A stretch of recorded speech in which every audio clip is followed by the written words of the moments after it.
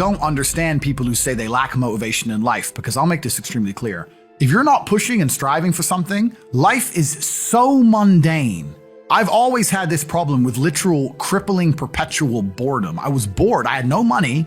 I'm carrying boxes of ice. I'm a smart guy. I'm not playing chess anymore, right? I'm 34 now, so this is quite a few years ago. It's before the internet, before Facebook was all big and nothing. What do you do with your life? What's there to do? I thought I need to do something which drains me so that I can go to sleep at night without frustration. And if I kickbox, if I run 3 miles to the gym and then fight for 3 hours and run 3 miles home, at least I can sleep. I literally couldn't sleep. I wouldn't say it's ADHD, but I was just frustrated. And then on top of that, I've always had this huge frustration in regards to money. Even though I was poor, I'd grow up around a bunch of other poor kids, and we'd be walking to school or walking to college, and a Ferrari would drive past. And they'd go, "Oh, cool, Ferrari." And I'd say, "Doesn't that annoy you?"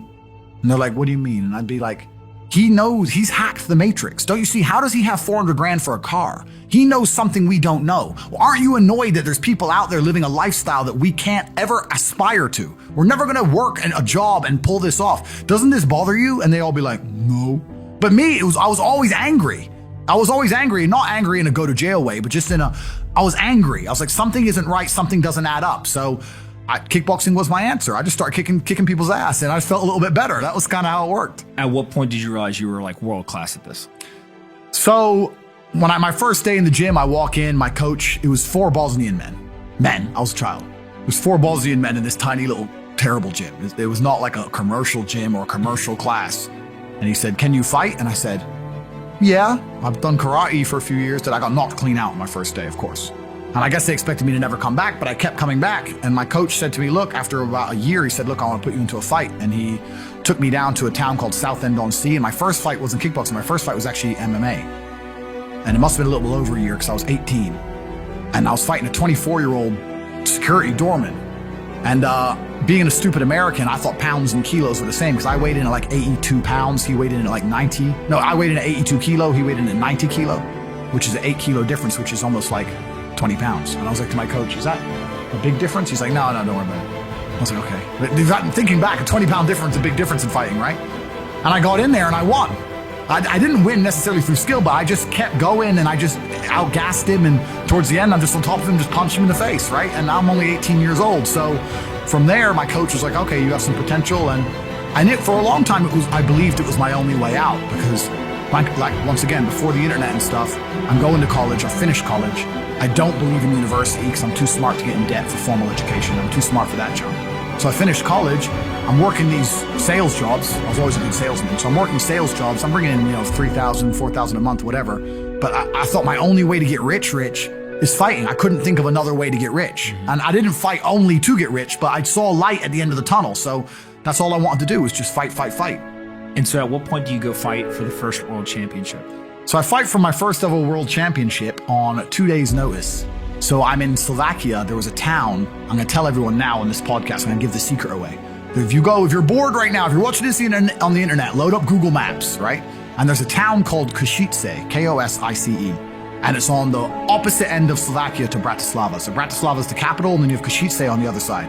It's 4.5 hours drive from Bratislava. It's about 4 hours drive from Warsaw and about 4 hours drive from Budapest. It's in the middle of nowhere.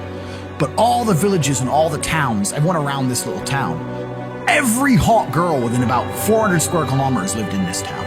Because there was nowhere else to go, right? And they were all there. And when I was going there, this is pre-EU. They didn't have the euro. And me and Tristan used to go there on holiday because we would clean up. And when I say clean up, Tristan's your brother. My brother. And when I say clean up, I don't mean clean up like you clean up on holiday with some in Mexico. I mean clean up with 10s, like supermodels. It was unbelievable. And a beer is like 30 cents.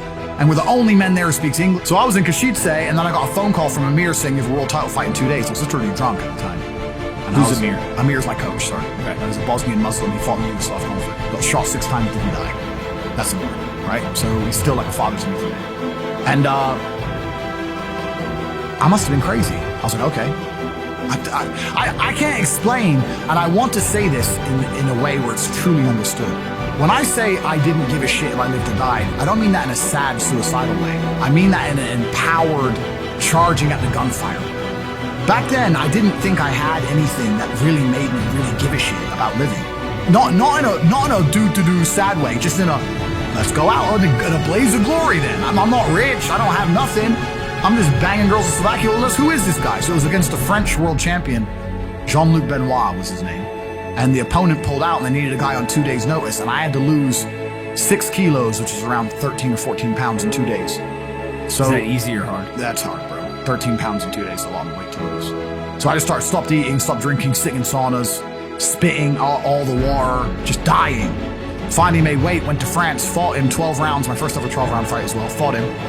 And they gave the decision to him, but I was wrong. I beat him. And I beat him. I beat him. I didn't knock him out, but I beat him. And is this one of the 4 world championships, or this is the fifth? No, yeah. Well, it should be, yeah. But the tape was so convincing. The tape was actually sent off to the ISKA, the fighting organization, and they demanded a rematch. They knew I won, right? Okay. Look, he's France. He's French. It was in France, and fighting has a lot of politics to it. You have to understand. I mean, UFC is UFC, the real big ones, but outside of the smaller ones, it makes more sense for the French promotion of a French champion. They'll sell a lot more tickets and a lot more pay-per-views with a French champion. So basically, either you knock him out or it's going to go down. It's kind of like that, right? So they commanded a rematch, and I rematched him 7 months later and knocked him out in the 8th, and I became world champion. Okay. Why keep going once you've won? There's always a new mountain to climb. I mean, that's a good question, because that's also kind of the reason I quit. Because it's like, why keep going? Well, there's always someone new to fight, and I'm still not financially where I want to be. And I don't know what else I want to do with my life, so I'll keep going, right? So I fought again, I beat another Frenchman, and then I fought again, I beat 2 Dutch guys to become 4-time world champion. But one day I woke up and I was like, is becoming 5-time world champion going to improve my life? I mean, I've already got, do I need 5 belts? How much money do they pay for these fights? $3,000, $2,000. It doesn't even. You need to work on the side. You're giving up all your free time to get punched in the face. Like, it's a terrible decision. Like, I don't know why I decided to do it, but eventually, once I was world champion, I'd get like $100 grand to fight, but I'd give 20% to my manager. Then the UK, with the UK taxes, 40-50% would disappear, and sometimes you only fight twice a year or whatever. I was certainly not rich. I didn't consider myself. So you get like rich. 30 to 40% of it. Yeah, and I didn't consider myself rich. Like 30-40 grand chunks, twice a year, maybe 3 times a year. Living in London rents, you need a car. You're trying, you're not rich in any way. And that's actually the reason I retired, because I woke up one day and I thought, I'm giving 6 hours a day of absolute focus and energy to this. And I believe I'm smart enough that if I put that much tenacity into something else, I can be a multimillionaire. I truly believed that. I was like, I've realized now I've reached the pinnacle of kickboxing. My choice is either to change over to MMA, which I was offered to do earlier in my career, but at the time, the kickboxing contract paid more money. I had to pay the bills, so I went kickboxing. Change over to MMA, learn to wrestle, change over to UFC, blah, blah, blah. But this is also like 7-8 years ago, where even the UFC didn't pay the money it pays now. But the UFC still doesn't pay that much money, from what I understand. No, if you're like top 5 or champion, yeah. But most of the dudes you're going to see there in the prelims, they're getting 10 grand to fight, 9 grand to fight. It's nothing, right? So it'd be like starting my career all over again. And at the age of 28, I thought, I don't have the gumption to start again. I've been through hell for this. I've broken my hand 8 times. My ribs have been broken. I don't want to do this all over again. So what do you do when you realize that, hey, maybe I don't want to keep fighting? I decided to get rich. What does that mean to you? When you're sitting there, you're getting $30,000-$40,000 kind of net on a per fight basis. Is rich to you like, hey, I want a couple $100,000, $1 million, $20 million, $1 billion? I want 30 or 40,000 every month. 30 or 40,000 every month, so about $500,000 a year. Yeah. I thought if I had that much money, I could do whatever I want. Okay. That's what I decided. So what's step 1 that you do? So step 1 is, maybe that's how we ended up here together, my friend. Step 1 is, decided to be very logical about it. Chess player, right? So it's like, I want money. What is money?